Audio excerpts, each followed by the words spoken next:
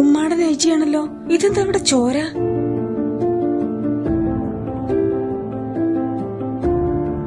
എന്താ മോളെ, ഇതെന്താ ഉമ്മായി കാണുന്നേ? ഇത് ചോരയല്ലേ?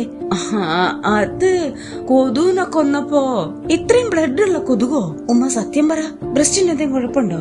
അത് മോളെ ഈ ഓനോട് പറയരുത്. പറഞ്ഞ ഉന്ന ആസ്പത്രി കൊണ്ടുപോകും. ഉമ്മാക്കൊരു ചെറിയ തടുപ്പ് മാതിരി വന്നേ, ഇപ്പൊ അത് പൊട്ടി.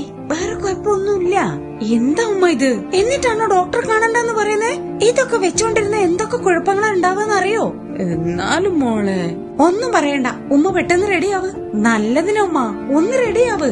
സ്തനാർബുദത്തെ പലപ്പോഴും സങ്കീർണമാക്കുന്നത് ഡോക്ടറെ കാണാനുള്ള രോഗിയുടെ മടിയാണ്. എന്തിനാണ് ഈ മടി?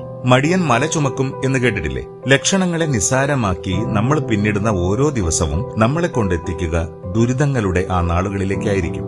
എന്തിനാണ് നമ്മൾ നമുക്ക് വീഴാനുള്ള കുഴി തന്നെത്താൻ വെട്ടുന്നത്?